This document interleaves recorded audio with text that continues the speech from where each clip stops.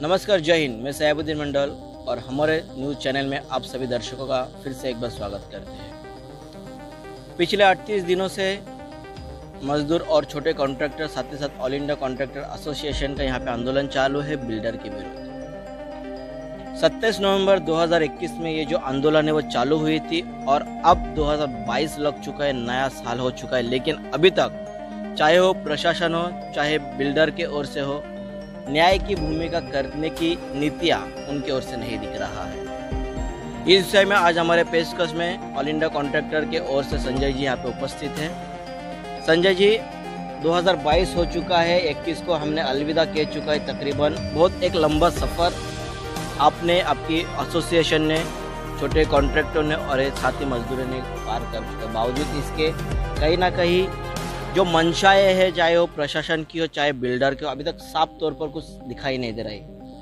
इसमें आगे क्या प्रक्रिया रणनीति अपनाई जा रही है, हम आपसे जानना चाहेंगे। सबसे पहले आपको ऑल इंडिया कॉन्ट्रैक्टर एसोसिएशन की तरफ से सभी पत्रकार बंधुओं को नमस्कार।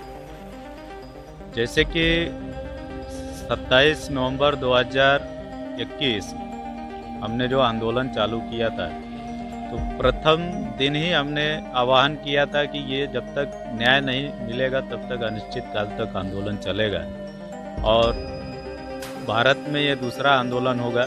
जैसे एक किसान आंदोलन चालू था, वैसे ये छोटे ठेकेदार का आंदोलन है। और ये 2022 जो शुरुआत है सभी के लिए मंगलमय कामना लेकर आया हुआ ये साल है और सबके लिए अच्छा होगा, तो हमारे लिए भी अच्छा होगा। और सभी प्रशासन के लोगों को, माननीय मुख्यमंत्री, प्रधानमंत्री, राष्ट्रपति जी, सभी हमारे भारतवासियों को आपके चैनल के माध्यम से ऑल इंडिया कॉन्ट्रैक्टर एसोसिएशन की तरफ से नए साल का कामना देता हूँ, शुभकामनाएं करता हूँ और सबसे आशा रखता हूँ कि सबका मंगलमय हो।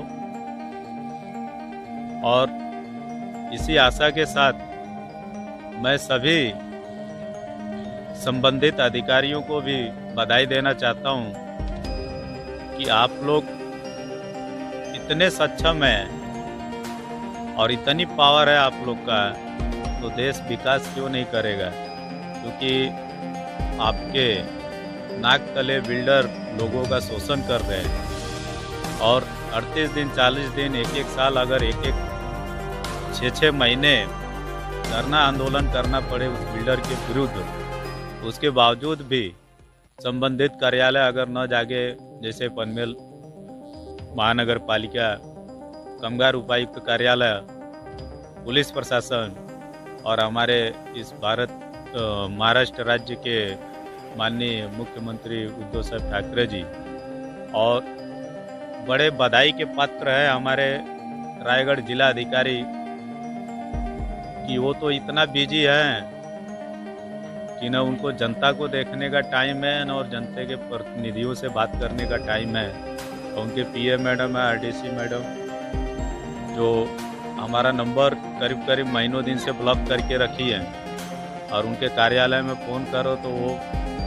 मीटिंग में हमेशा उपस्थित रहती हैं, जिनके कारण उनसे बात नहीं हो पाता है। तो ऐसे अधिकारियों का पहले जांच होना चाहिए और ऐसे अधिकारियों को बर्खास्त किया जाए और जो सक्षम जनता के हितैषी हो और जनता के प्रतिनिधियों के साथ उनका क्या बयान है और क्या उनका दुख है, सुनने लायक जिला अधिकारी और संबंधित अधिकारियों को इस रायगढ़ जिले में नियुक्त किया जाए। यही महाराष्ट्र सरकार से निवेदन है। और आप सभी लोग के माध्यम से मैं आज फिर पुनः बोलता हूं कि जब तक न्यूटेक वेल्चर्स एलएलपी को न्याय नहीं मिलेगा तब तक ऑल इंडिया कॉन्ट्रैक्टर एसोसिएशन ठीक इसी तरह मैदान में खड़ी रहेगी और आगे का आपको हम नीति रणनीति ज़्यादा तो कुछ नहीं बता सकते हैं।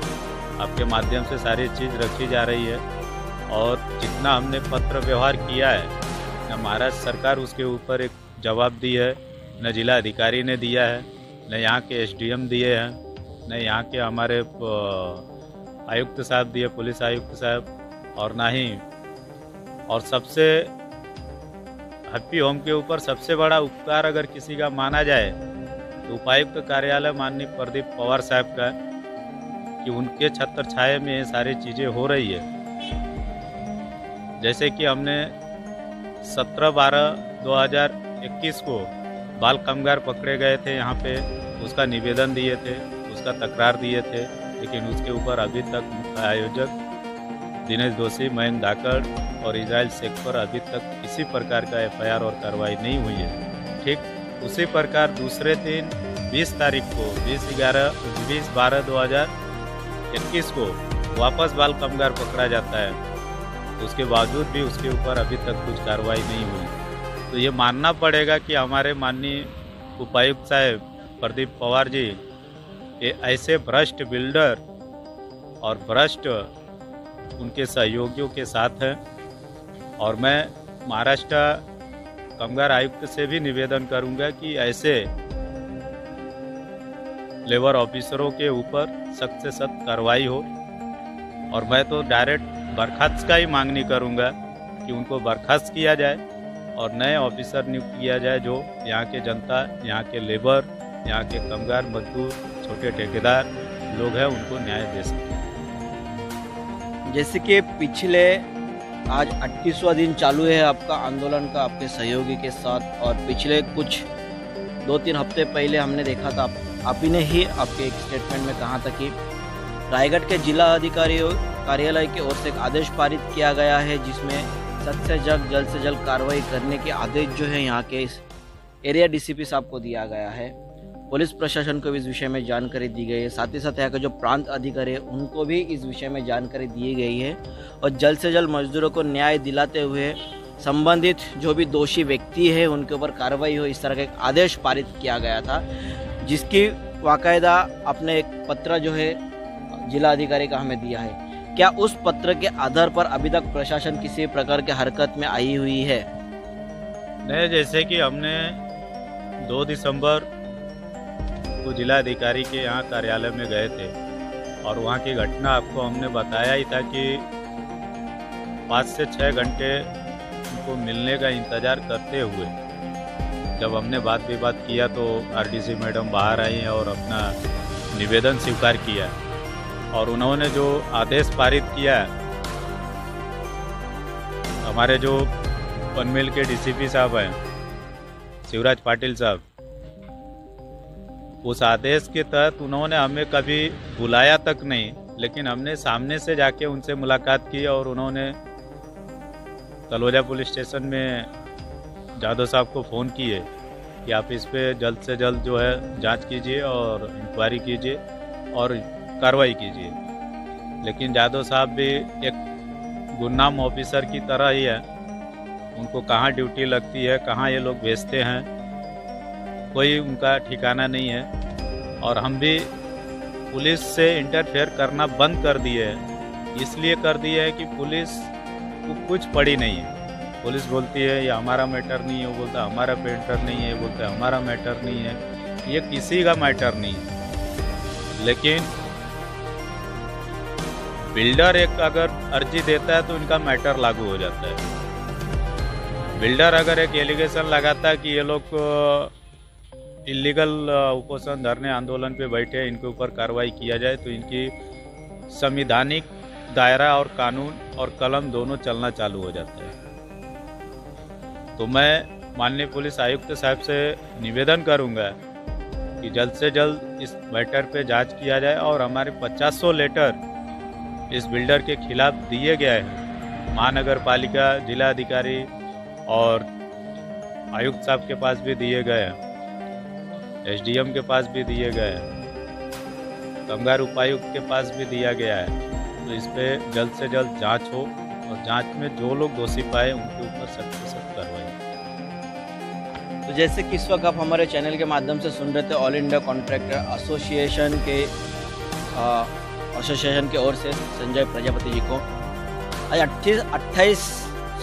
38 दिन चालू है इस आंदोलन के बावजूद इसके अभी तक न्यायिक फैसला करने में अभी भी दुविधा चालू है।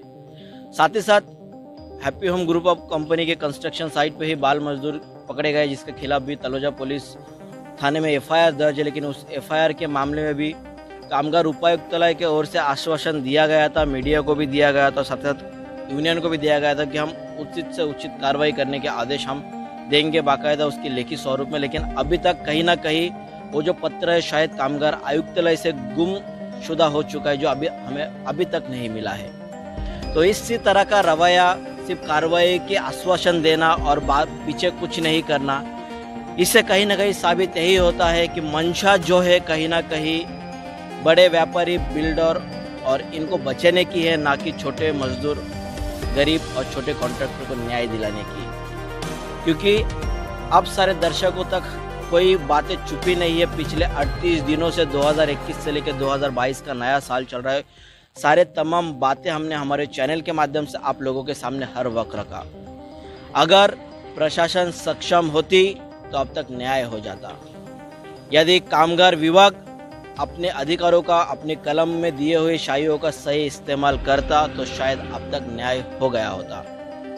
यदि जिला अधिकारी साहब अपने एसी रूम से बाहर निकलकर 2 मिनट के समय निकल पाते तो शायद न्याय हो जाता, लेकिन अभी तक न्याय हुआ नहीं है। लेकिन ये वो मजदूर है जो बिल्डर को बिल्डर भी बनाता है और अपने अधिकार के लिए डटकर, लड़कर अपने अधिकार के लिए आज भी यहाँ पे बैठा हुआ है। लड़ाई सच्चाई और झूठ के बीच में है, लड़ाई बुराई और सच्चाई के बीच में है। अब देखना यह है कि इसमें क्या फैसला आने वाले दिनों में निकलता है। क्या वाकई में प्रशासन जागेगा 2022 में, या 38 दिन हो चुका है और भी दिन जाएगा। जैसे कि यहाँ पे 2 एग्जाम्पल दिया गया है संजय जी की ओर से, एक और जहाँ किसानों ने अपने अधिकारों के लिए लगातार सरकार के विरोध आंदोलन किया है।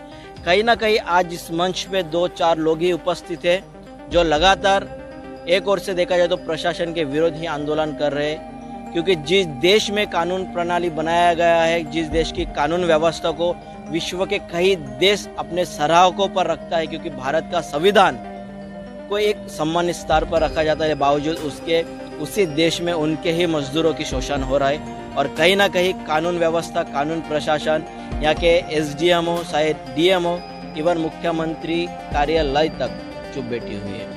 अब देखना यह है इसमें क्या निर्णय निकलता है आने वाले समय में। सारे अपडेट आप तक देते रहेंगे, देखते रहिए हमारे न्यूज़ चैनल। जय हिंद, वंदे मातरम।